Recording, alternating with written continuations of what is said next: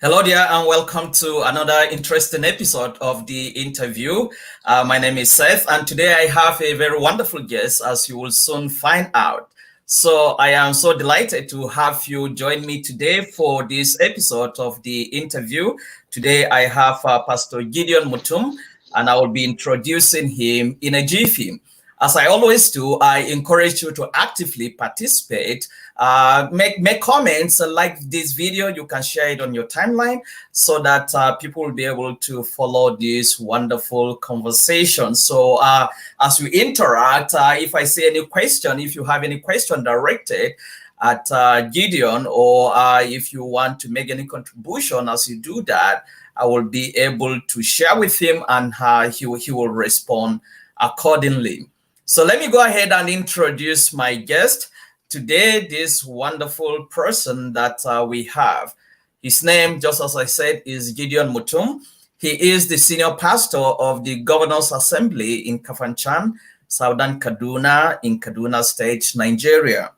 He is also the CEO of Amaya Peace Foundation, which is an NGO that builds bridges of peace and helps victims and communities to heal from the trauma of herdsmen killings. Pastor Mutum is the first person from Southern Kaduna to set up and operate an IDP camp known as Nehemiah Camp to ameliorate the plight of people who are victims of terrorist attacks in the region. Gideon is also the founder of Tafari Multipurpose Cooperative Society Limited, which is an outfit that encourages savings and loans for the purpose of eradicating poverty and building small-scale enterprises. He is also the director of Harvest Field Academy, which is a school he co-founded with his beloved wife. Gideon is a man that wears many caps. He is a pastor, a theologian, a public policy champion, an activist, a social worker, and a community developer. Gideon has a bachelor's degree in theology, and he's currently pursuing a Master of Arts degree in Christian theology and another master's degree in anthropology of development and social transformation from the University of Sussex in the United Kingdom. Gideon is married to Gladys, and the couple are blessed with 3 beautiful daughters. Welcome to the program, my dear brother and friend. Thank you. Thank you so sir. much. Yeah, thank you. I'm grateful to be here, sir. Yeah, I am delighted that you agreed to be part of this wonderful program. So without further ado, we'll go straight to talk about some of the issues that we want to talk about today. First of all, I want to talk about pastoring and ministry in general. You are a pastor, and you are the senior pastor, the founder and senior pastor of the Governor's Assembly. And you are a pastor, and yet you are able to do a lot of things that others may say are outside the pastoral calling. So my first question to you is, do you consider these various ventures that you are engaged in as part of your calling as a pastor, or they are something different, separate from the ministry? Thank you very much for this rare privilege. Reverend Seth Kajan, you have been an inspiration to me in person. And I think the host of others out there who are ardent followers of what you do, I want to express my sincere joy for being part of this. And I happen to come on the 13th edition of this interview, and I'm so grateful. Pastoring for me is holistic. And I think a pastor is an all-rounder, one that has to handle a lot of issues in the society.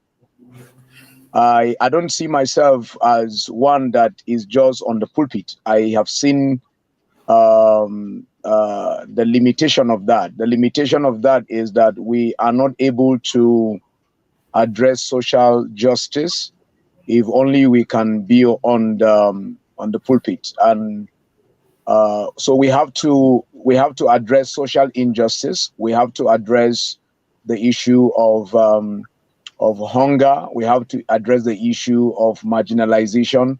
We have to address the issues of unrighteousness, and when you don't find equity, you don't find peace, you don't find all those elements in society. And I believe that they are the foundation for every development. If those things are not there, you can't be able to do a lot of things. So I believe that social justice is something that we need to also talk about.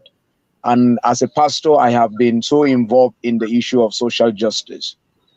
So I see these all together as one. I don't see them separated.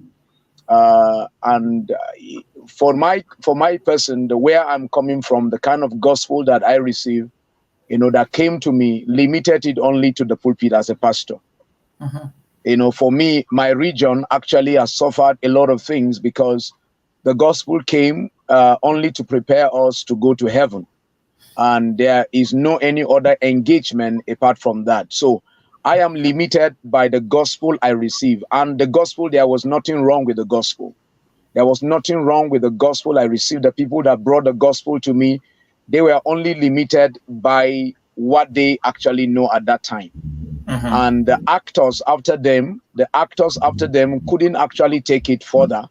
They couldn't interpret any other or further to say to us there are more to what these missionaries brought to us. So they were also stuck. They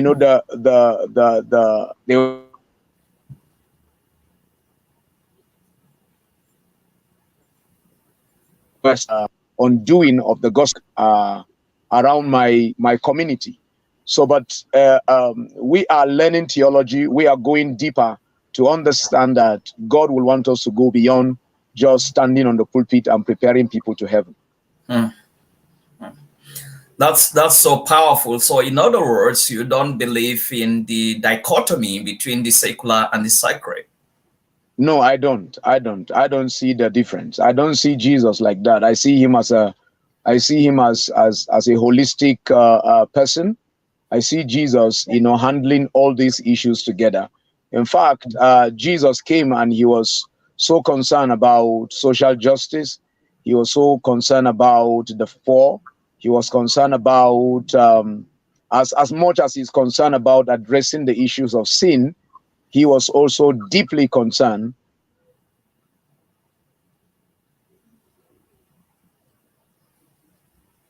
on, you could see him.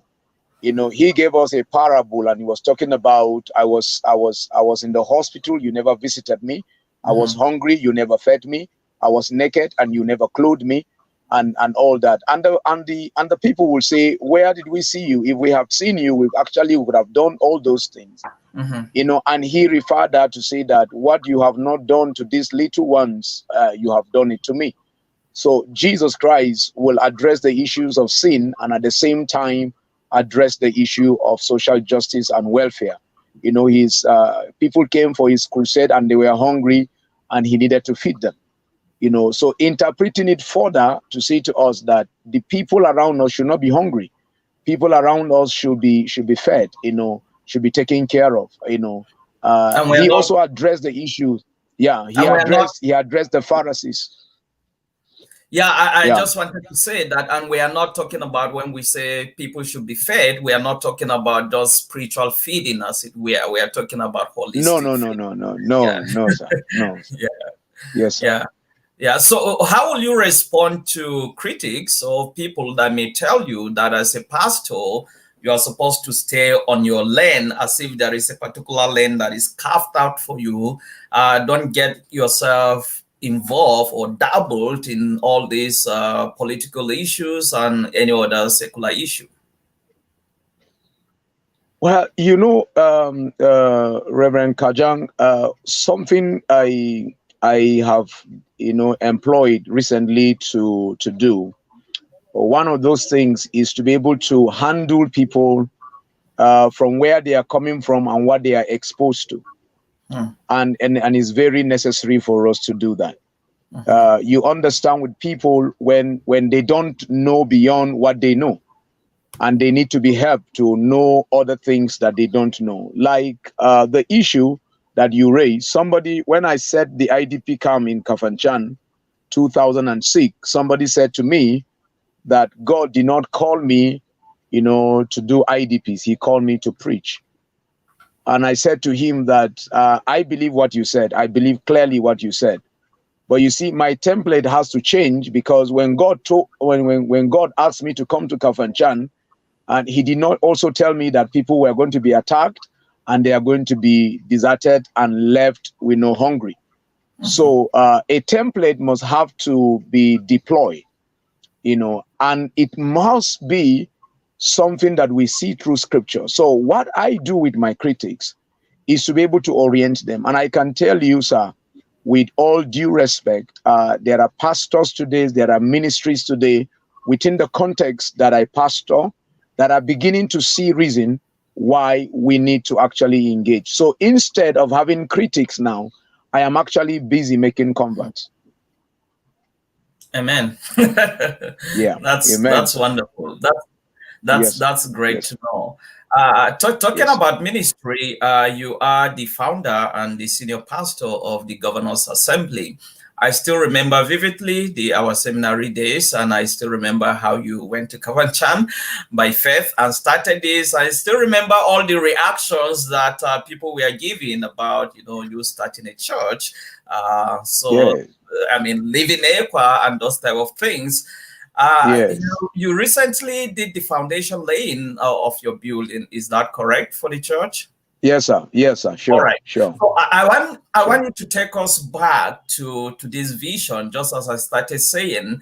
When you are starting something that is new and strange, especially if you are going outside your comfort zone, or if you are trying to do something that has not been done before, there will be all kinds of reactions. There will be all kinds, which you understand. People are going to react. People are going mostly negatively because they don't understand. People have put you in a particular, place in their mind that this is the way you are supposed to go. So take me back to that journey. How was this vision of starting the Governors Assembly? How was that birthed?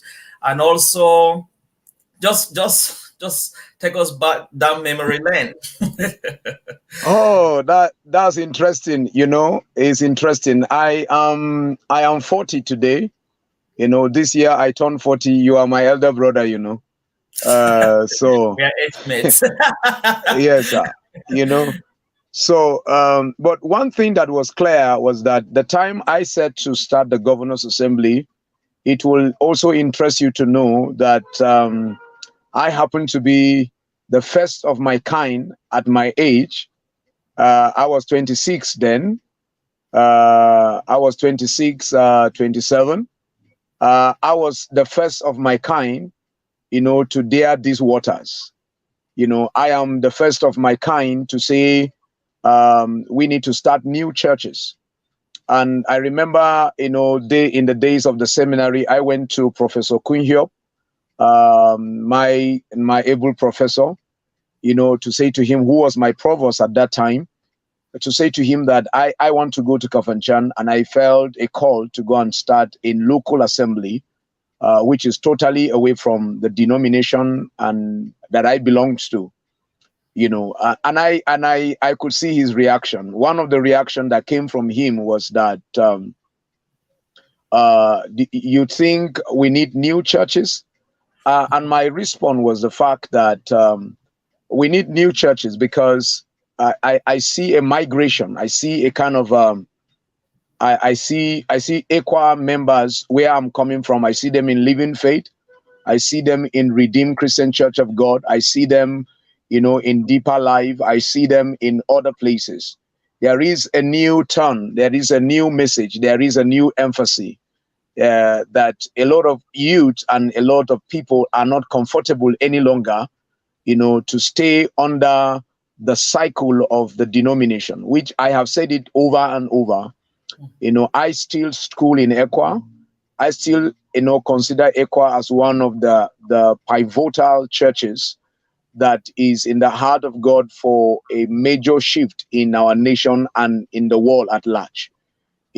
But what I am trying to say is that there are a group of people that are no longer comfortable with the mood of worship, with our dogma. Actually, we don't have. I've interacted with these people. They don't have problem with doctrinal, biblical doctrinal stands of Equa. We don't have problem with that.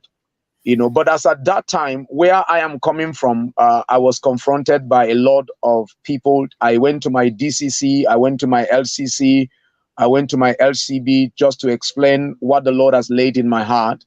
I went to my family, so and at that tender age, where I am coming from at 27, you are not yet, a master of your decisions.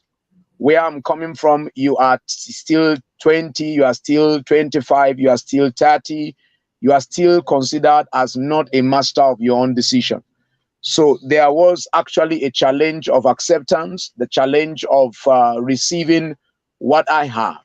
But I can tell you, over the days, over the time, this message that we came with, this understanding, I didn't come to start a new church that is having a new doctrine. No, I came actually to emphasize those things that we have not yet emphasized as a body of Christ and as a region.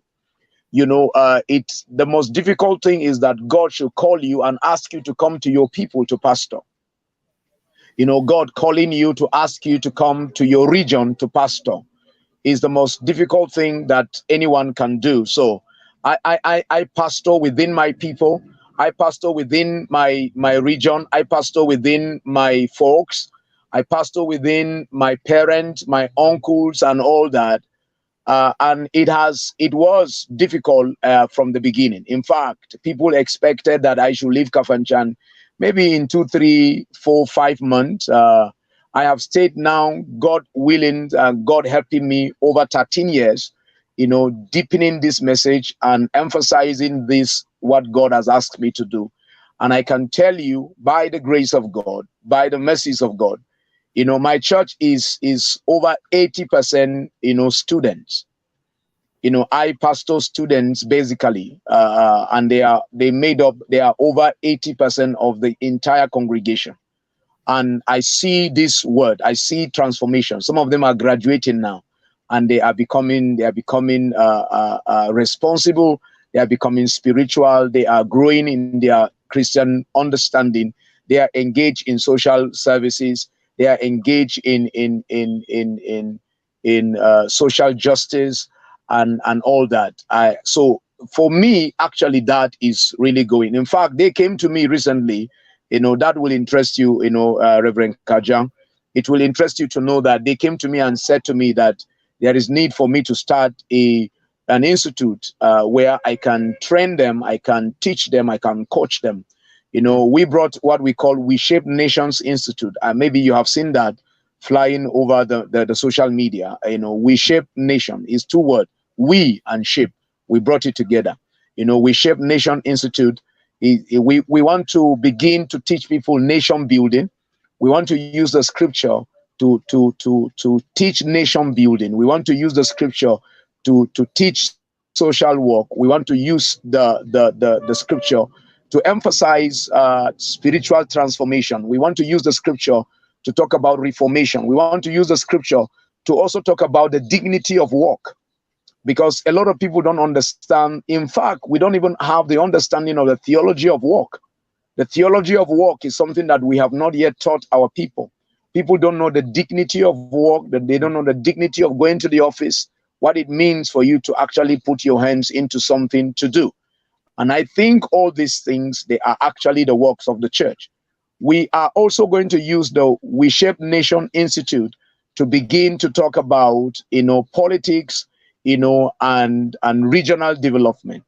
If you can allow me to go ahead of myself to say to you that As a church, we have been involved in women development.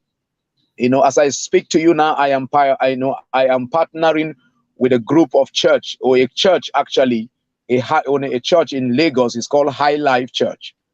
High Life Church, are coming to empower women in the Southern Kaduna. I just finished a meeting with one of the rep. She came all the way from Lagos. She flew, yesterday morning, and we had a wonderful meeting with her today. And what we are talking about, they are raising funds to see how we can actually help these women, to begin to involve themselves into small scale businesses. They are going to fund. We have over 218 women. 218 women are going to be empowered, through the instrumentality of what we are doing in Kafanchan, by a church in Lagos. And to empower these women, either 10,000 or 25,000 naira, depending on actually our interview with them and for the things that they are going to do. So our coming to Kafanchan, my coming to Kafanchan, although faced with a lot of challenges at first, is beginning to turn out to become something that I interface with other churches and ministries, like the way I'm interfacing with you now, all way from from the United States of America now. That is the kind of doors that God is giving to us to do ministry. And I believe that if I had remained in the cycle of where I am coming from, it will limit my expression. It will limit my expression. The things that God has laid in my heart will not be allowed to be expressed, because I will be under another leader, that will be under another leader. Then I will have some books, which I'm not against the books, but the books are not flexible for me to do other ministries apart from a pulpit ministry. Wow, that is quite a story. You just mentioned challenges. What are some of your major challenges? What are some of the major challenges that you have faced in the past 13 years or so? Well, one of the major challenges that I face from the beginning, which is still there right now, is a challenge of having a place to worship. It's now that we are trying to put a structure. So I was faced with a challenge of from one rented apartment or rented facility to the other. In fact, some of them I was even defrauded. We are defrauded of our money, from going from one place to the other in search of a place, to worship. And that also is tied to the issue of finances. Finances were a major issue. I am not coming from somewhere. I'm not coming from an established, ministry, or I don't have a member anywhere. I don't have congregation anywhere. So I just came to Kafanchan, and after my seminary training, imagine that you remember I used to do work scholarship in school, to pay my school fees. My tuitions were paid basically by one work or the other. One, maybe today this semester I'm cutting grasses, or the next one I'm working in the library, or the next one I'm washing toilets and all that, to pay my school fees. So imagine somebody, coming out of that kind of a system, or kind of a cycle, and straight to starting a church. So finances were a major challenge. Then acceptance. People are already used to, I am coming to a region where the denominations that are there have lasted over 100 days or 100 years. So coming with something new, totally new. And the region is used to para church ministries, one that only meets on weekdays, and they don't care about Sunday services. So I am coming to say that no, what we are going to do is actually going to be, is going to stand side by side with ECWA, side by side with Baptist, side by side with Anglican, and all that. Then you could see a face, a lens already that is already put together. And one of the things, you can't believe some of the expressions. Some people say to me, we can actually worship with the church that we are older than, that kind of a thing. So you find the challenge of acceptance. You find the challenge of finances. You have the challenge of facility to worship, and all that. And I think those are the major challenges that I face. Where do you see the Governors Assembly in the next 10, 20, 30 years? Establishing governing entities, governing people, governing individuals, governing families. And what we mean by governing families, we want to raise responsible people. We want to see people that are born again, ready for the rapture, or ready for the coming of Jesus, or either in death. But what they do from the moment of rapture, before rapture, and or before death, is taking over the territories that God has actually given to us to be able to establish governing authorities. Let me explain that.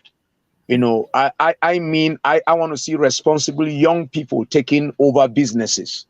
I want to see, responsible young people, establishing families and raising children with a template that is biblical, but is also universal. Something that is going to set these children in the place where they can stand with who and who in the world and still make impact. I want to see institutions. I want to see great institution, being raised through the kind of messages that we bring. But, to bring it down to my members and to the cycle of the city I belongs to, one of the things that I see myself doing is that as a congregation, we don't want to stay within the four walls of our building or our church. We want to influence our community. Like myself, I'm in Southern Kaduna. What I want to see in the next 10 years is a Southern Kaduna that is infrastructurally developed. I want to see a Southern Kaduna that has, good health, care. I want to see, a Southern Kaduna that has a new, architectural design of building new cities. You can't believe that one thing that I am doing now is that I am doing layouts. I sell plots in Kafanchan. I am into layouts, and I am calling people to come and build and have edifices, looking edifices. When you are living, the United States for a visit in Nigeria anytime soon, that you are comfortable to come into an environment where you can actually look at it and it looks like what you have in the US. I don't want your children to come back home and they are battling to go back because the environment they find, does not look like what is there. So my concern is to see how we can actually move from just meeting on a Sunday and a Wednesday, kind of a worship, where we begin to affect our policymakers. As a church, I want to affect the people that are into policy making in Nigeria, in my constituency. I may not affect others, but I can affect. I can, if I know, affect my senator, my House of Rep. I want to see how I can help my councillor. I want to see how I can help the people that are around me into governance. I want to see how in 10 years new businesses will come. How Southern Kaduna and the people that listen to my messages will begin to build new enterprises. I see that happening already. Awesome. Let me read you a few of the comments that our friend Gambo Waziri said. He's happy to see both of us, and he agrees with you about holistic ministry. That is, thank you so much, Reverend Gambo. Oh, and interesting. Geoffrey Ruga is also saying, still talking about holistic approach to ministry. Thank you so much, Geoffrey, for your comment. Stephen Jefferson also says this is an interesting session. And Amos Yabo is saying it's so good to see you, Gideon Mutum, on this platform. So I want us to kind of switch gears to talk about security challenges in southern Kaduna, something that is you are very familiar with. The past couple of years have witnessed rising Fulani attacks in southern Kaduna and other parts of the country, Nigeria. You are involved with many NGOs, some of which you have founded yourself, and others you are partnering with to help the victims of these attacks. And I want us to talk a little bit about this. What do you think is responsible for the in-season Fulani attacks in southern Kaduna State? If that will be pinned to one thing, what will you say is the major factor that is responsible for these in-season Fulani attacks? The failure of government. Yeah, the failure of government. Can you explain that? Okay. You see, every government is responsible for the protection of lives and property. And either you will, in a secular society like our own, you either sway, or you are sworn in by the Bible or the Quran, and they are believed to be sacred books, and these sacred books are either sacred to a Christian or they are sacred to a Muslim.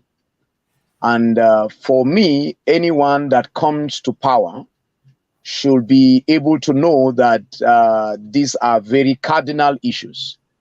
They are very cardinal. They are pivotal, to governance. And if you are lacking in that, if you don't understand that, you are actually a failure already. Now, you can't talk about government that is so familiar with the people that are doing attacking. You can't be familiar with even tracing them, and then you do nothing about it, or you actually do little about it.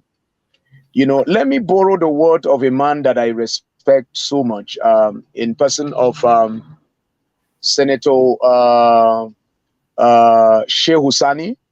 Sheikh Husani said, when he was talking about corruption, actually in the context of corruption, he said that when it comes to corruption in the house within the APC, we use deodorant, but when it is somebody outside and that does not belong to our party, we use insecticide.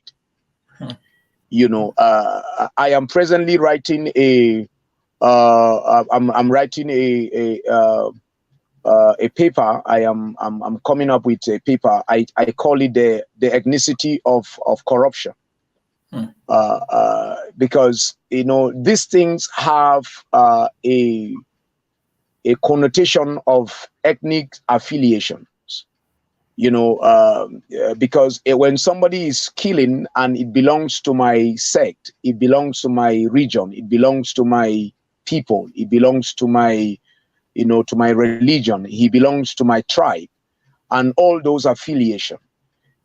Sometimes within the context of Nigeria, it's difficult to actually confront either this kind of corruption and this kind of failure of government to addressing issues. And I can tell you, in the context of Kaduna State, which I am more familiar with than any other state, is the failure of government. The failure of government is that anytime you talk about the killers of this, farmers, you talk about the headers and you talk about what happened and all that. You find out that you are being labeled. A lot of us, for me, I don't actually know why I am not in prison already. I don't know why. I actually ask a lot of questions. Why? It's not that I am interested. I want to go to prison, but I believe that, for some of us are targets. For some of us are just there. Somebody is thinking what we are doing. We are being partisan. I'm not a party carrying card of any party.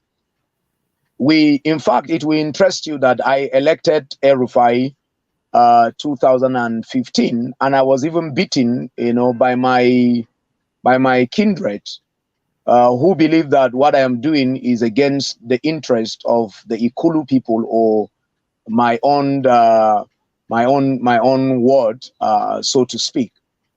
I was insulted in my village because I said, if you put Ramalan and Erufai together intellectually, somebody like me that is interested in intellectual reasoning and the architectural design of what I saw in Abuja, I would love a man like that to come and do that kind of a work in Kaduna.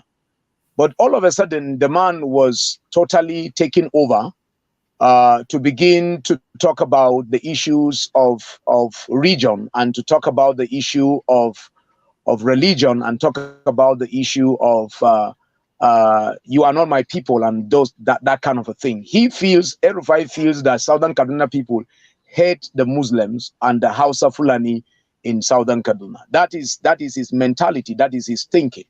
So anytime we bring the issues of the attack in Southern Kaduna or in Kaduna State, it is being viewed from this lens of religion. So it's totally the failure of government, where they trace these people, they know these killers, they know these people that are attacking, but they are doing little to address the issues. So I feel, in a nutshell, as you said, in one word, is the failure of government. If government want to address the issue of the insecurity in Kaduna State or in Nigeria, it is something that they can do. I can tell you the truth, sir. They can do it.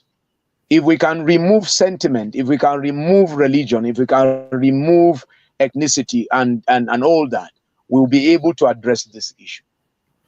You have been very vocal in airing your views on social media, especially about Governor El-Rufai. You are not the quiet type. You always say it the way you feel it, or the way you see it. My question for you is, how will you rate Governor El-Rufai's administration? In rating El-Rufai's performance in Kaduna State, it will actually be fair to say to you that in other areas of his dealing, El-Rufai has done powerfully well. He has done powerfully well. Let me give you an example of the educational sector. In the educational sector, El-Rufai, I can give him without any blinking of my eyes, I can give him 90. Honestly, I can tell you. I am a lover of education. I'm a lover of, I have a school. I told you I have a school. Harvestfield Academy is our school. But before El-Rufai came... Tell me, what specifically has he done for education? Okay. The sacking of unqualified teachers. I don't want to go into the political razzmatazz that surrounds that. I don't want to go into that. I'm looking at policies. I'm looking at policies that work. That's what I'm looking at. I am not looking at who is being sacked, whether the person was paid after they were sacked. That's another thing altogether for another day. But because where that, you are at, that has actually brought a lot of controversy. Some people have seen that as as an intentional victimization of Southern Kaduna people, who are mostly teachers that were sacked. So it is a little bit surprising to hear you commending that effort. When people are sad, honestly, sometimes you find the what do you call it now? You find sympathy, surrounding them. I sympathize with anyone that was sacked. I said to you that will be another discussion altogether. I am not looking at the qualified amongst the ones that are sacked. Well, that's why I said to you that the political issues that surround it is another discussion altogether. But that you take a drastic step of sanitizing a particular sector that is very sensitive for the rising and for the raising of our children, for for the building of our future, children or region or people or state is very vital. Now, the issue of sacking, whether it was, the due process were followed or not, that is not the issue. I know that those things are political. Those are the pitfalls, when you want to talk about the policy of education in Kaduna State. So, and I think strongly that the people that were sacked, justice is not yet done to them. Justice is not yet, given to them.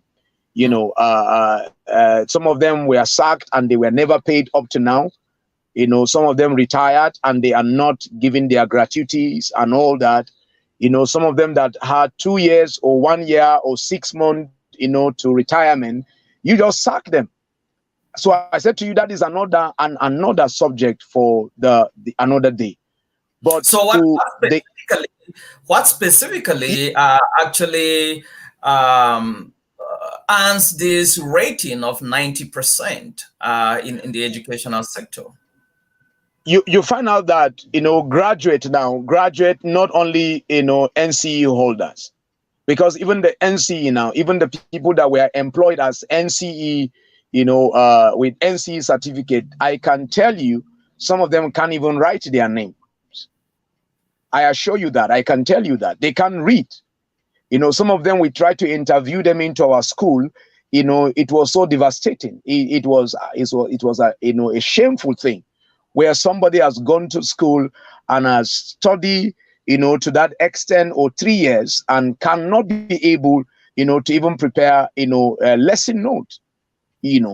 So where now you said you are sanitizing that kind of a people, and you are bringing a crop of people that are educated, or actually they are exposed to either education or they have certificate in other disciplines, but you can begin to train them into the sector so that they can be able to do, the sector will become well. So that policy itself, the policy of education in Kaduna State, is fantastic. I can tell you. All right, tell me some then things. let me talk about other issues. Like, let me tell you that infrastructural development in Kaduna State, is poor. That one I can rate Erufai even 40. Is sentimental about it. Erufai is not ready for development of Kaduna State. Kaduna State has three major economy. These three major economy of Kaduna State is Kaduna City, Zaria, and Kafanchan. Kafanchan is a major city that conglomerate a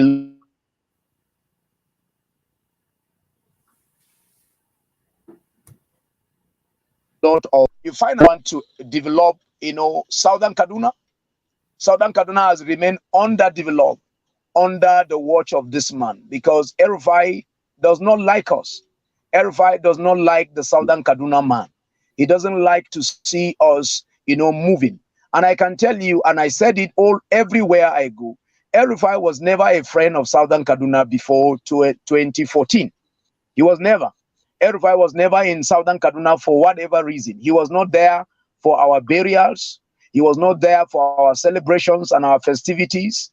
He is not there to celebrate with anybody, either by employment or by whatever. All the political juggernauts that you know in Southern Kaduna, Erufai never visited any one of them prior to 2014.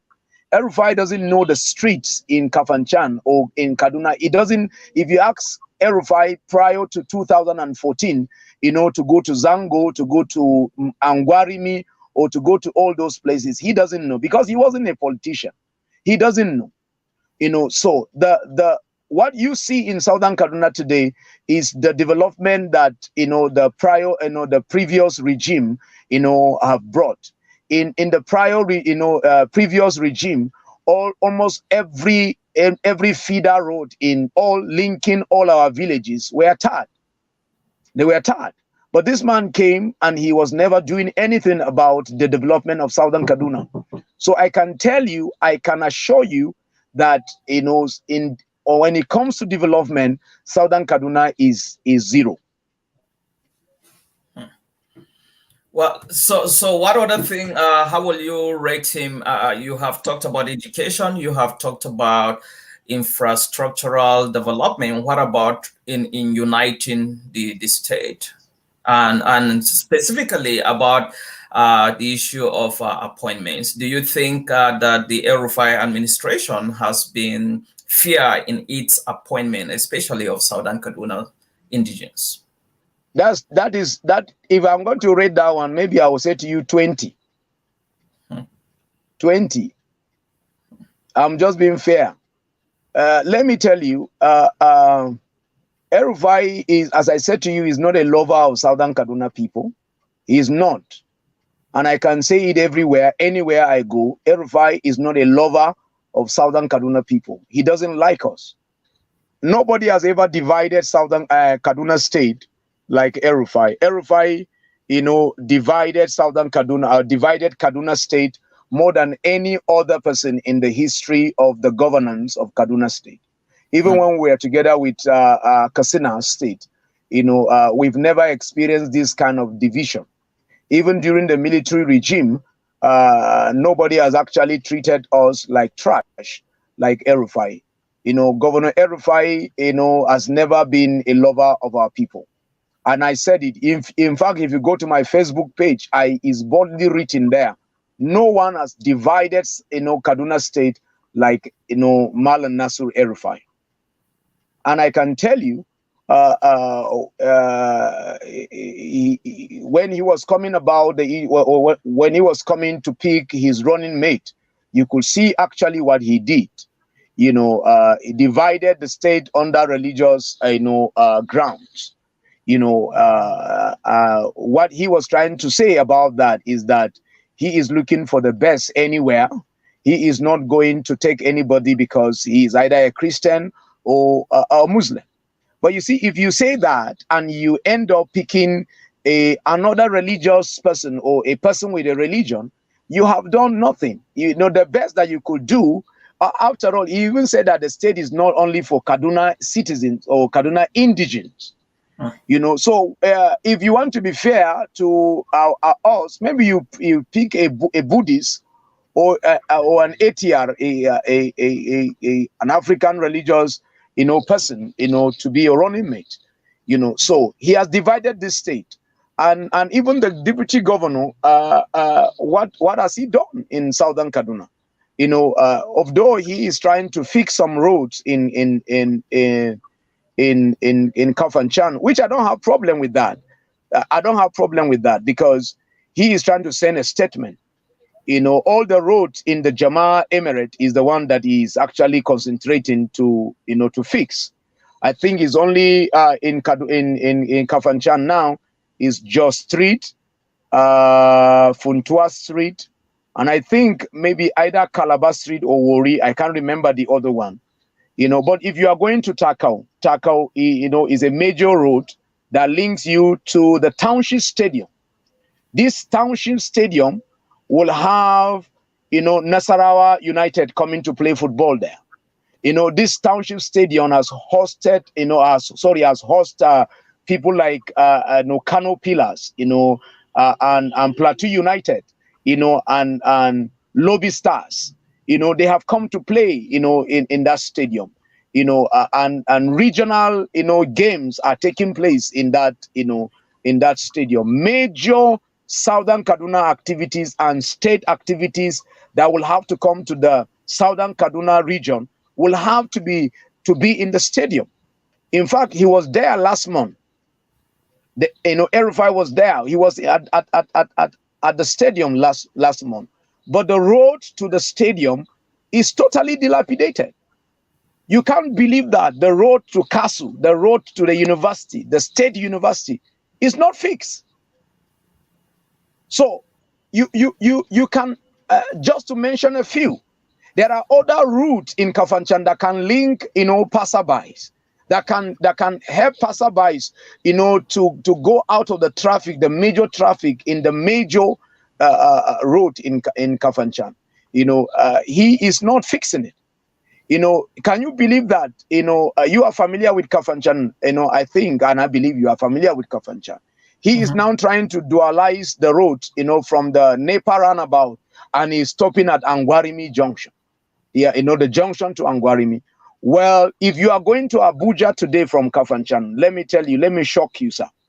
If you are going to Abuja, from if you are going to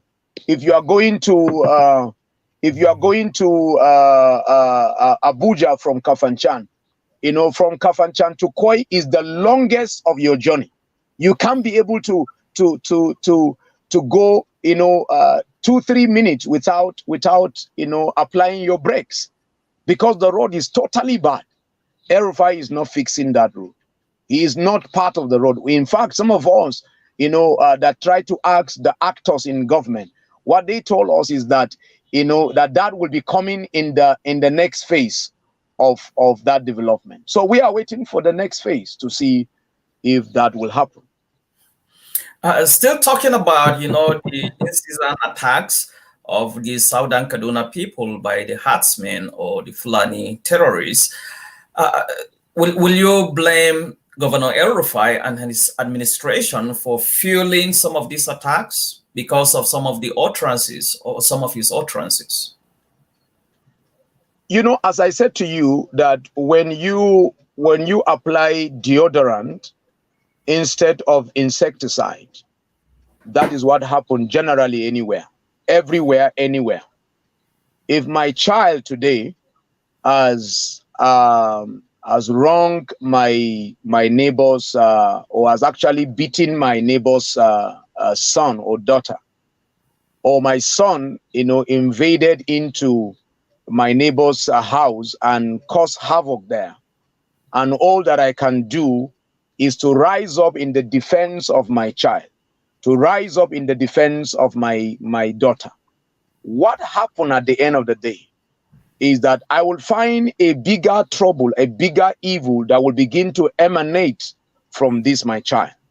Now, it's the same thing anywhere, not only with El-Rufai. Whosoever that will not address the issue of injustice and address the issues, and will leave the issues and begin to dabble into the issue of either indigenship and talk about that a particular sect of people or a particular religion or a particular religion hate another. That is what you give birth at the end of the day. So I can tell you that even if we have these marauders and if we have these these militias hanging maybe in Plateau State or hanging in Nasarawa State or hanging in Niger State or hanging anywhere, they are beginning to find Kaduna State to become a hoop for them. Kaduna State is becoming a hoop for kidnappers, for banditries, for killers, and all that, because the body language of the governor suggests that he is abating.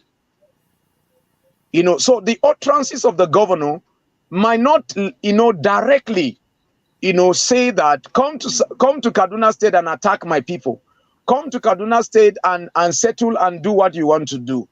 The body language, because something happened, you did not address it well. Something happened, you did not handle it well. Somebody is killing and you did not do anything about it. What happened at the end of the day is that you are actually foiling this thing.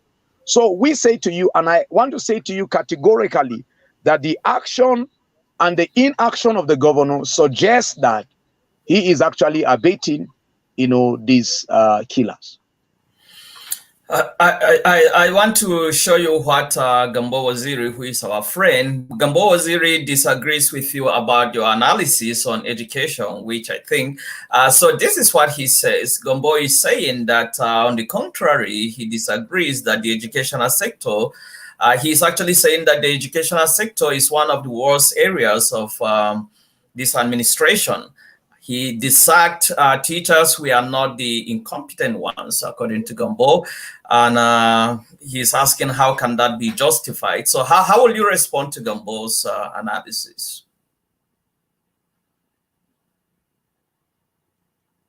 Honestly, as I to reiterate my point, I am not talking about the sacking of teachers.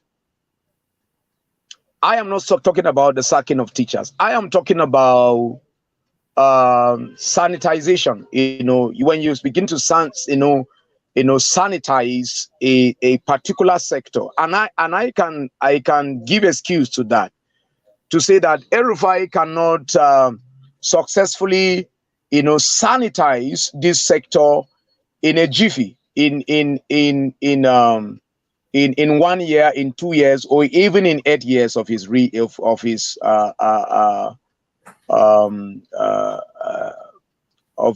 his leadership. I But guess, he sorry to interject. I guess someone watching this, the question they may have is what specifically has he done in the educational system aside from sacking the teachers? What positive thing has he done that, you gave him 90%, which is an A. So somebody may be wondering, what specifically has he done to the educational system that actually, makes him to deserve that commendation? Well, for me, actually, sir, is the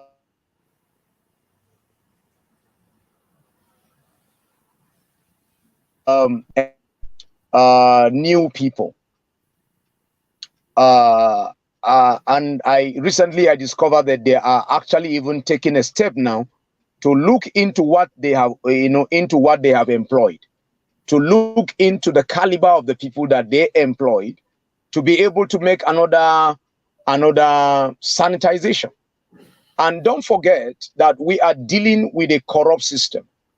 And this corrupt system, no matter how good a template looks like, there will always be the interjections of quacks.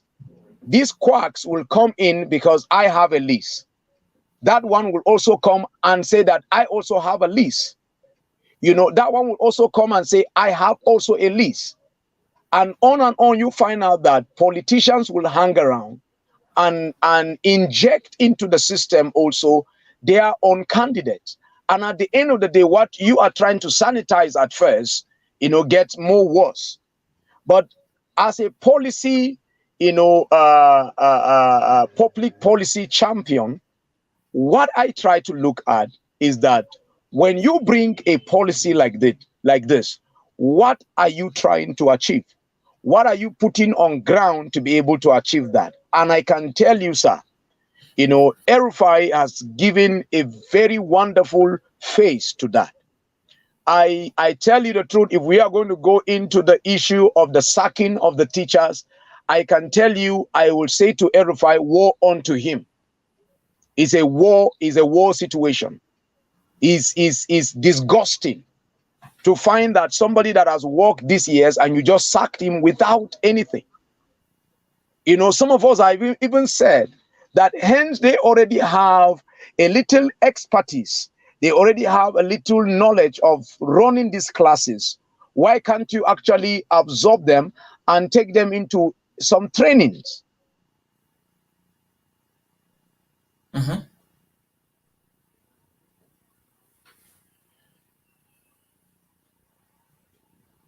Are you still with me? To help us, to learn new ways. But that I am talking about the policy of education in Kaduna State. But I tell you, if we are going to talk about sacking of teachers, incompetence still in the system, that is another discussion altogether. But the policy of, if you are going to put that, I give him kudos to that. All right. I want to ask you something. When we started talking about the insecurities in Southern Kaduna, one of the things you said is you sometimes you even wonder why you have not gone to prison, right? I know you will not.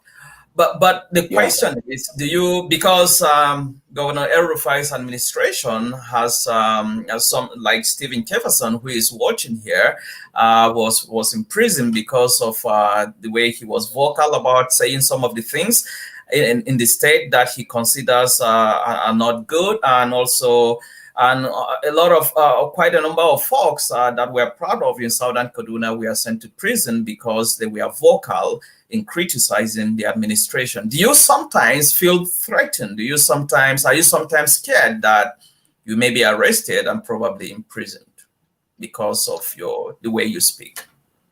It will surprise you to know that some few months ago, I was not in Kafanchan. I had to leave Kafanchan with my family. We have been on the run. Myself and my children are out of Kafanchan for some time because actually it was quiet. We never wanted to announce it or to make noise about it because of other security issues about it. But we had an intelligent information that our lives is under threat, and I had to leave. In fact, we had to begin to think my wife should go to Jos or Abuja, so that I can stay somewhere, So we were out of Kafanchan for over a month, and in that same time, there has been agitations and even groups, both in Nigeria and outside Nigeria, that are coming up and to say that we can actually find you asylum, to raise your children and start ministry either in the US or any other country that you would love to go. But I feel that I am actually knitted and I am grounded with my people. I'm grounded with what I am doing. If I leave Nigeria for whatever reason, so honestly, that is why, for me to go for studies even overseas, sometimes it pains my heart. And I am glad that some of you that are there now, you can give us platforms to talk, and to go. You have built a niche to yourself. You have built a wonderful platform, fantastic one. Your messages are blessing people. Your platform for these kind of interviews and advocacy, and giving voice to the voiceless like us that don't have, the media to our advantage. Now we can have you give us this kind of platform. Except for that, that you are there now, you are able to provide this thing without any harassment from anybody. For some of us here, if we give our voice, like the Kefason that you are talking about, look at Kefason.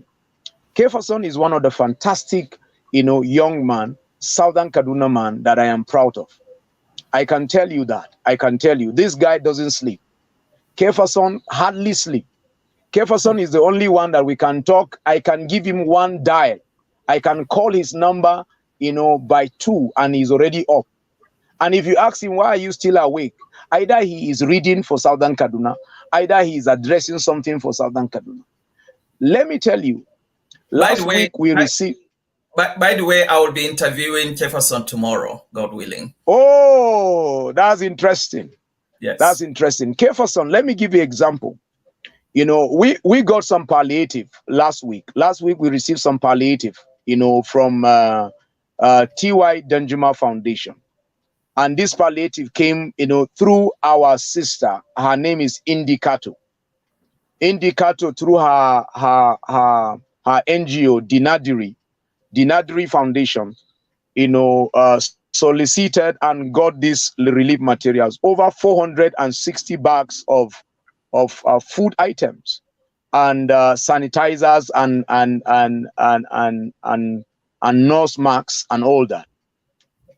But immediately we went to share these things. The first person to call me, they said that somebody's going to call me to know how we are sharing this thing.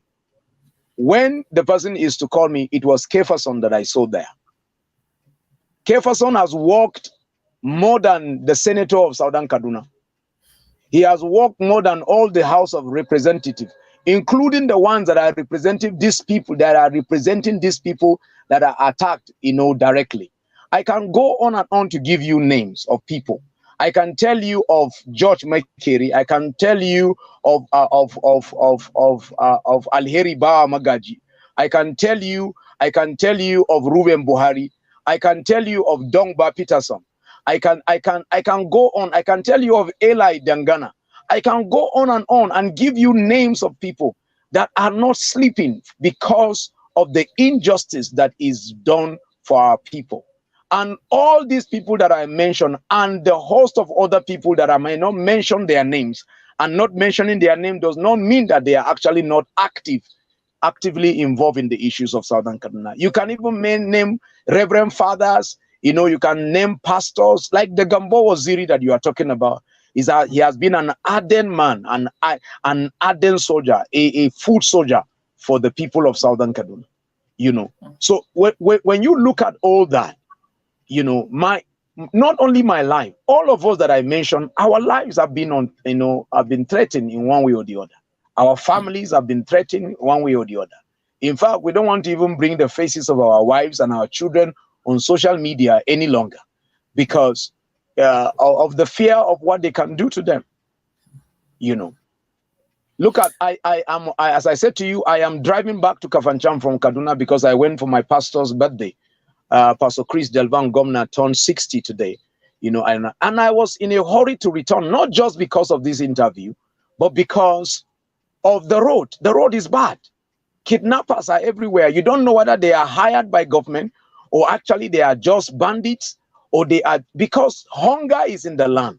Hunger is in the land. Lack of job is in the land. This same government came on the wings of the fact that the previous government could not provide security for our citizens, and they are coming to provide security. And we are worse than where we are coming from. I can tell you, Nigeria is worse than where we are coming from, some years back. This is what Umar Bature says. She says you're on point, Gideon. And Yabo is also, Amos Yabo is also saying, thanking you for making it plain. He's talking about righteousness exalting a nation. And so it's good to only the truth can set us free.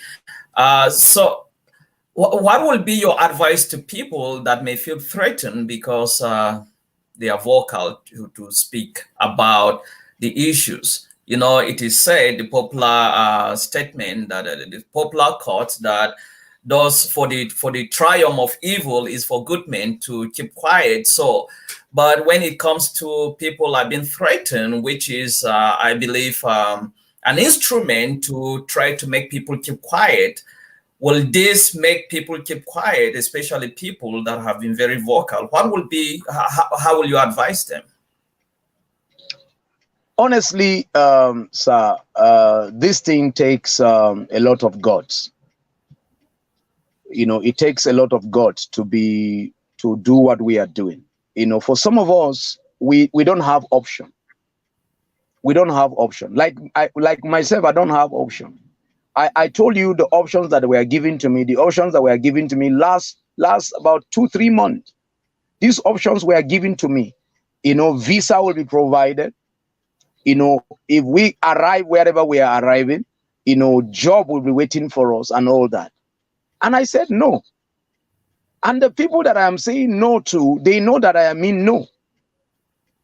They know I mean more. I mean no, because we don't consider our lives any longer worthy of living if we are going to be quiet.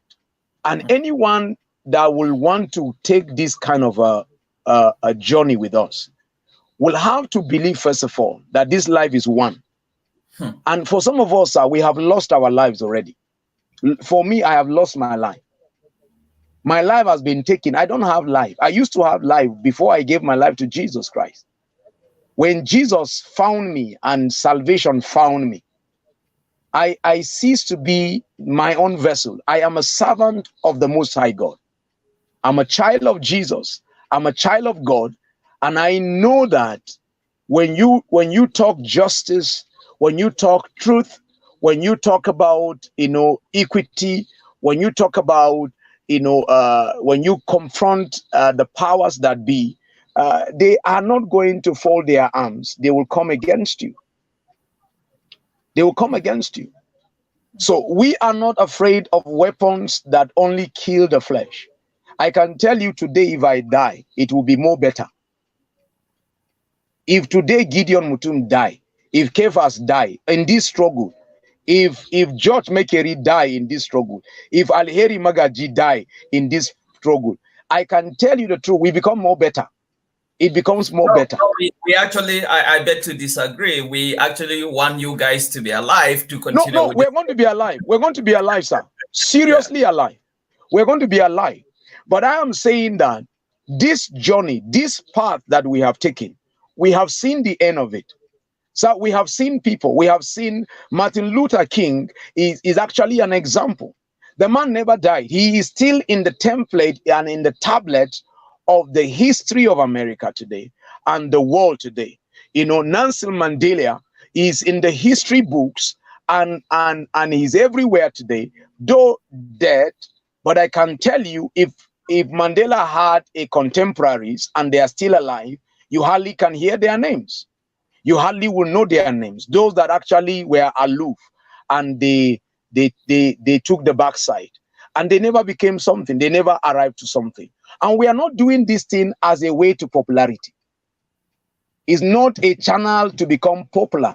We are doing this thing because we believe that this is the right thing to do, and some people will have to rise up. So my encouragement for anyone that is feeling threatened, or you feel that you are discouraged because you are afraid of the insecurity of Nigeria, I understand. But honestly, we cannot keep quiet in the midst of injustice. We have to speak out. I want us to talk about two of your foundations. First, the Amaya Foundation, which was founded to help victims of the Fulani attacks, and you are the CEO of this foundation. Who are the sponsors of this organization? Tell us a little bit about the Amaya Foundation and how it operates and what are its aims and objectives. Well, Amaya Peace Foundation came as the result of the IDP camp that we operated. First, we were using our church registration as a backup, you know, to do what we are doing. But we have been challenged over and over. There were challenges. You know, a lot of people wanted to interface with us, but they never wanted to come through the church platform. They needed a platform that is universally accepted in engagement, where if they want to send support for the IDPs, it won't have any church account or any church leadership to sit over it first before it gets to the people. So an NGO was our thought. Okay, now if we want people to actually support, we need to give them something that they can find a platform. I can tell you, we couldn't do this registration all these years until this year. So we arrived at the registration this year because I was so discouraged to do it. But we finally register Amaya Peace Foundation. Our objectives are clearly stated. One is that we discovered that when we kept the IDPs, we are challenged to close the IDP camp because we don't have the basic requisites, you know, to be able to operate an IDP camp. We are not a registered, you know, entity, and we don't have an objective in our church registration that clearly states that we are to keep IDP. So we now said, if we're going to register an NGO, we have to categorically say that in the event of attacks on our people, Amaya Peace Foundation will have to operate an IDP camp to provide succor and to provide basic immediate relief materials. Then engage in the process of helping these people go out of trauma and get healing. So those are the things that one of the objectives. One of the objectives that we have is to actually address the issue of inter-religious, you know, misunderstanding, which is so high in Southern Kaduna. You find out that little trigger of a statement, little trigger of biases, you know, little trigger of even accident can result into the killing of people. Now, we want to have a dialogue. We want to have a dialogue, and this dialogue is not to talk about interfaith in the sense that we sit down with a Muslim and a Muslim sit with us and we say our God is the same. That is not what we are trying to achieve in our own engagement of interfaith. Our own engagement of interfaith is to address the issue of tolerance. We want to address the issue of tolerance, that we can tolerate each other. Although I belong to a different sect, I belong to a different religion, you belong to a different religion, we don't have to fight. So we want to address the issue of the tensions that are there. We also want to address the issue of the girl child education, and sexual-based gender and sexual-based violence. We want to also address those issues. We want to address the issue of education. It's very vital for us, and again, those are the issues and those are the things that we have been doing within the Amaya Peace Foundation. But you are talking about our sponsors. We don't have sponsors yet. We don't have sponsors. When I kept the IDPs, actually, I had churches that interface with us from Lagos. Worthy of mention in Lagos are churches like This Present House by Tony Rappo, which is actually under a registration that is called Freedom House. Then Pastor Poju Ayemede, who pastors the Covenant Christian, center in Lagos. We also have people that came from Scotland, the Tearfund. The Tearfund that has our national headquarters in Jos. Tearfund came and also invested. Then you have NGOs like Christian Solidarity Worldwide, Nigeria.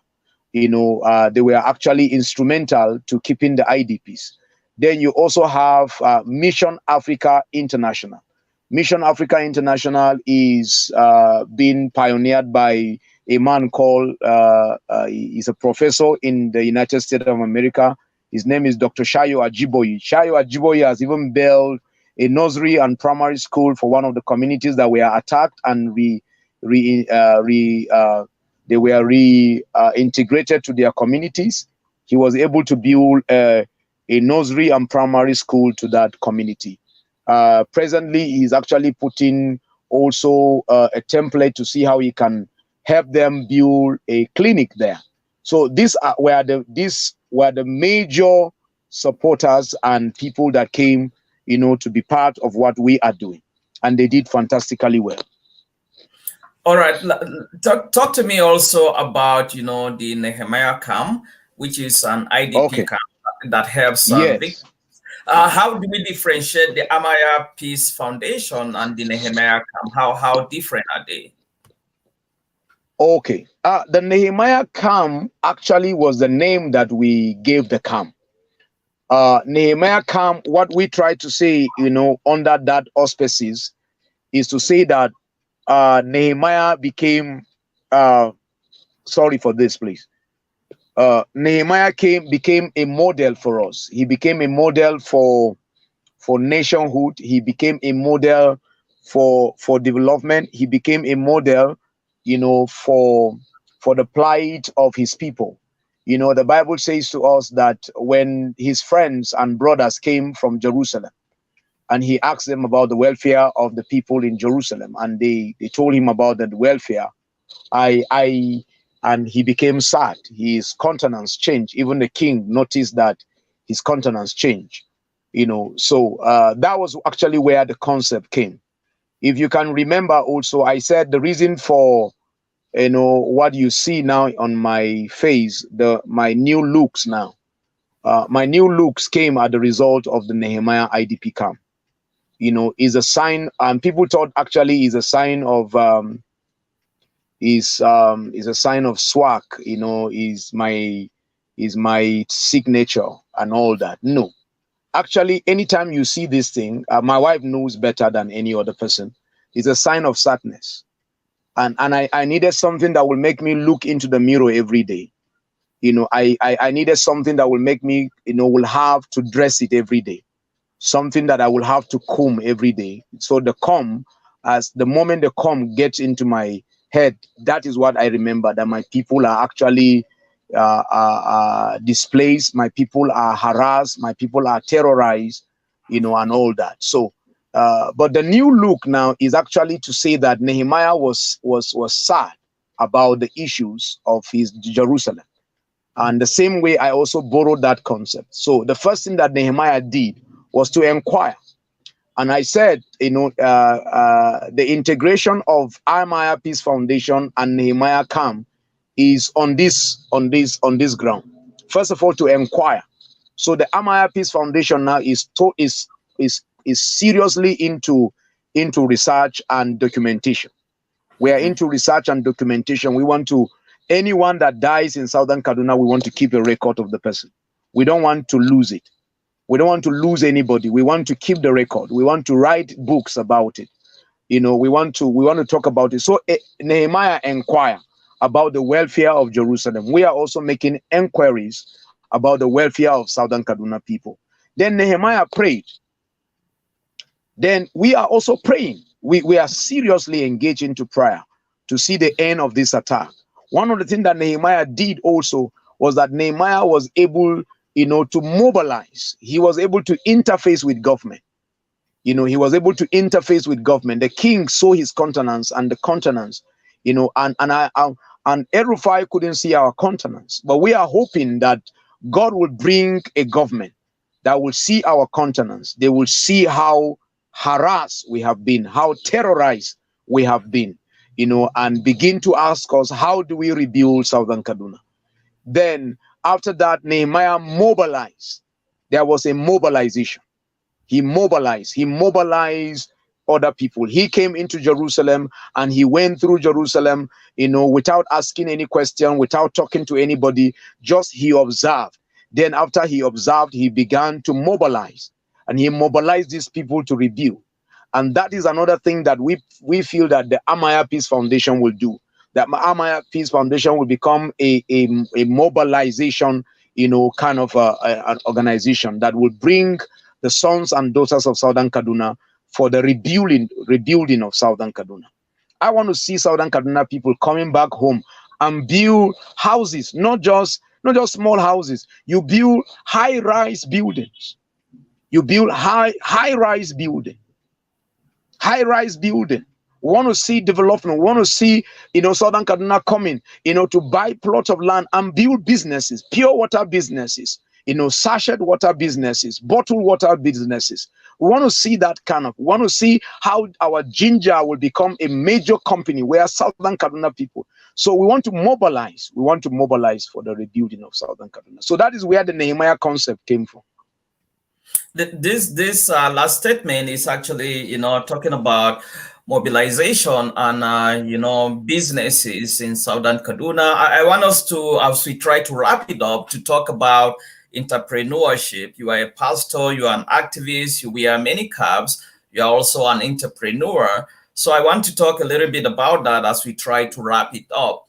The Tafari Multipurpose Cooperative Society Limited, I believe, was founded by you. You founded this organization to encourage savings and loans for the purpose of eradicating poverty and building small-scale enterprises. What has been the story so far?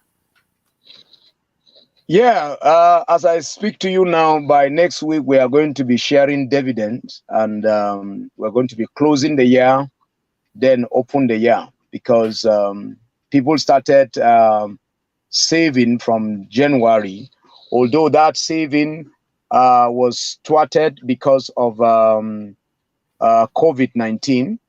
But we are about to resume into full activities by January. So we had very little activities this year. But the story so far is that we are beginning to learn the concept of saving. And not only saving, because you can save for nothing. Saving does not really multiply your finances. What multiply your finances is when you begin to go into taking loans from this same cooperative, and you build a business.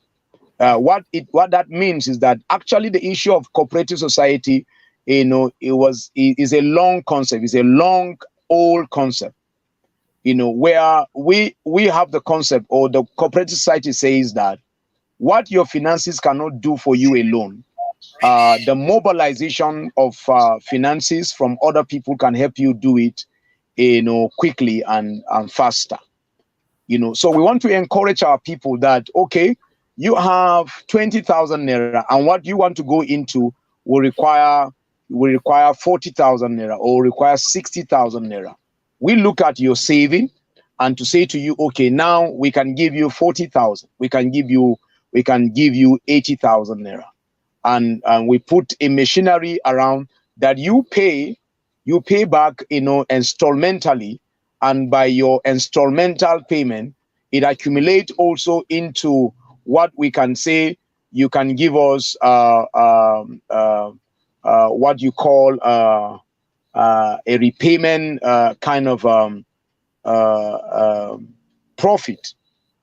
So we can put it at 5% or 10%.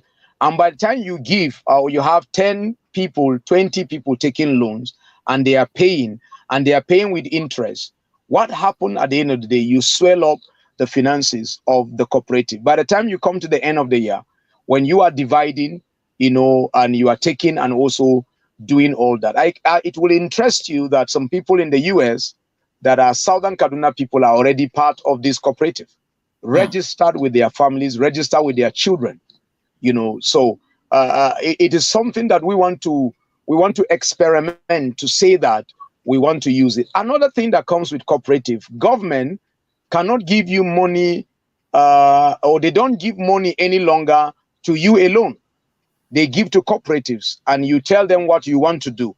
So some cooperatives are into storage, some cooperatives are into farming, some cooperatives are into rearing of animals, some cooperatives are into they don't actually give, government don't give money for people that they are into cooperatives to build houses and sell. No, they give to these grassroots so that they can help, farming activities, storage, and irrigation farming and all that.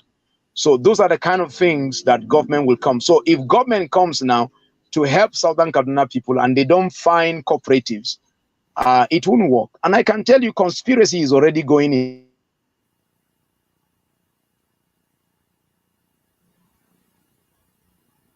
in Southern Kaduna. Registered cooperative, and the government is heavily supporting them.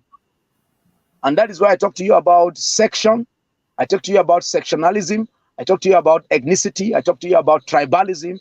Is really working. Some people are working and giving other people, support. Well, some of us that have registered these cooperatives, we don't access it. I can tell you, confidently, I can tell you publicly, I can declare it. I know a cooperative that one of the cooperative, like they are about 20, 25 in that cooperative. They were able to be given, they were given 50 million naira by the powers that be. And they are into ginger buying and storage. Ginger, let me give you an example. Our ginger last month was 18,000 naira in the market. One bag was 18,000 naira. As at this month, as at now that I'm talking to you, as at today, a bag of ginger in Southern Kaduna is already 29,000 naira. Yeah. So imagine if you don't have the money to buy, and well, somebody has the money to buy. If somebody has at his disposal, at his beck and call, 50 million naira to buy ginger at 18,000 naira, and to sell it, or if he decides to sell it this week, he is going to be getting 11,000 naira or 10,000 naira out of each bag. So these are the injustices that are happening with the people, and we register these cooperatives, hoping that the government one day will smile at us and see the reason to empower the people. And until that is done, nothing will be. I'm just coming from Kaduna. I had a meeting with somebody, These people want to invest in, I told you that story, they want to invest in Southern Kaduna women. These are churches, these are individuals. They want to invest into people, and they cannot be able to do it otherwise until and unless, they have a platform to do that. Well, how will you advise graduates, Nigerian youth that go to universities and colleges and graduate, and of course, with the recession and all the things in Nigeria, they do not have jobs. How will you advise them? What should they do? Should they wait for government job, or should they become entrepreneurs, or what will be your advice for them? Sir, government job has never made anyone rich. Nobody has ever become rich by government work. I have looked into my community. Nobody has served this government like my people. The Southern Kaduna people are known for civil service. They are known for that. But it has not paid us. It has not. In fact, it will interest you to know that we give our active days and active, time of service, and we only return, our parents only return to build a retirement house, and they die of diabetes or high blood pressure and all that. And the best that we can do is to come and bury them in their houses. And the celebration is that, he has even built a house. Oh, he has even built a house. That is the only celebration. There is nothing to leave for the next generation. None of us. I did not inherit anything from my father. I did not inherit any tangible substance, anything that I say, okay, in the account or company, or I inherited a factory or anything. In fact, we were beaten to go to school than to go and learn any handwork. Nobody has ever beaten you that you did not learn any. Like now, I have said to people, my hands now cannot turn anything. I can't be able to do anything. And I said that cycle will not repeat itself. And we are not going to accept that cycle. That cycle will have to change. We have to take over our street. If you come to Kafanchan now, let me give you an example. If you come to Kafanchan, the city which I stay, which is the third largest economy of the state, if you want to build a house today, I can tell you from the list of the materials that you are going to buy to the highest material you are going to buy, there's no one that you're going to buy from a Southern Kaduna man. None. From cement to iron rod, to shovels, to the list of you are not going to buy it from a Southern Kaduna man. We don't even have the shops. A Southern Kaduna man can own a shop in Kafanchan and lease it to somebody, because we don't believe that is our trade. We don't believe that we can do trading. But the time is changing.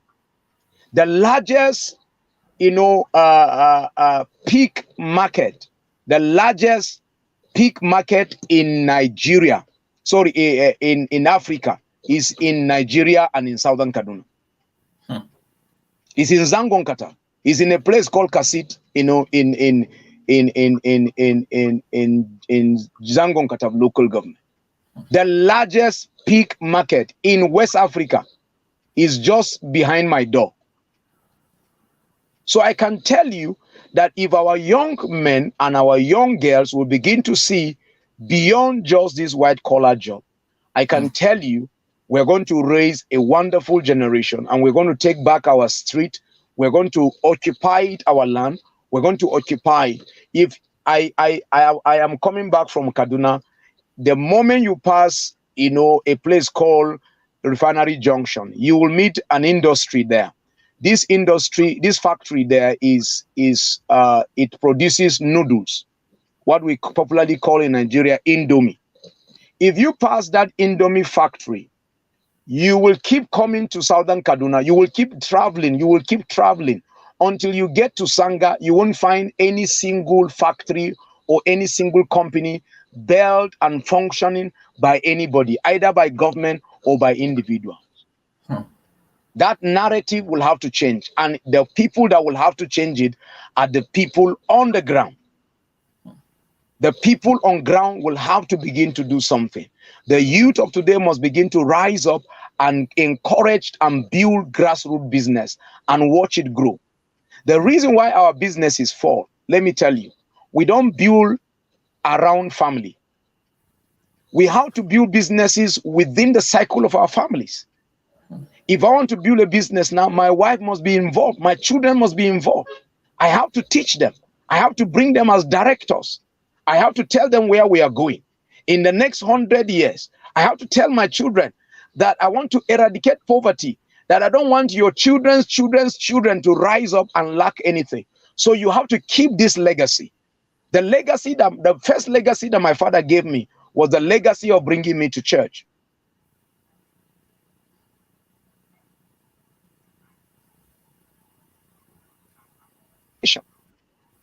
The second legacy of education.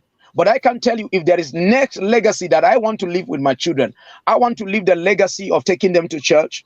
I want to take the legacy of taking them, to school. But I want to also give them the third legacy. And I wish that my children will come. And if I give them the legacy of business and entrepreneurship, I want my children to come and add another into it. And keep adding and keep adding and keep adding until that day that we become better. So I want to encourage young people. Let's take our ginger, let's take our irrigation, let's take our streams. Our streams are there.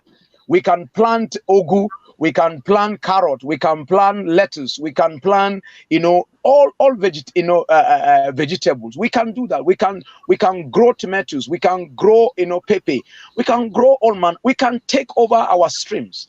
Our streams have been there for many years. God gave us this water and they don't dry. It is not just for fancy. They are for a reason. Let's take it. God has given us a wonderful topography, a wonderful region, that is agrarian. We need to take it and plant and do a lot of things. Well, it's been a wonderful time having you on the program, Pastor Gideon. I really want to appreciate you for all the wonderful conversations and your responses to the questions. Thank you so much for availing your time for this wonderful program. And for those that have been watching and listening, and some of you that contributed, I want to also thank you so much for taking your time to contribute to this discussion. I will be coming again tomorrow with another interesting guest. I've already mentioned it. Stephen Jefferson will be here tomorrow to have another wonderful conversation.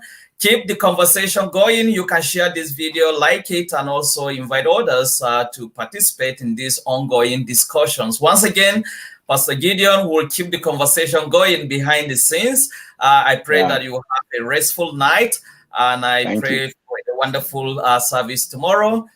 Amen. For our viewers, bye for now. Until I come your way next time with another interesting episode of the interview. Bye-bye. Enjoy the rest of your week. Bye-bye. Bye-bye.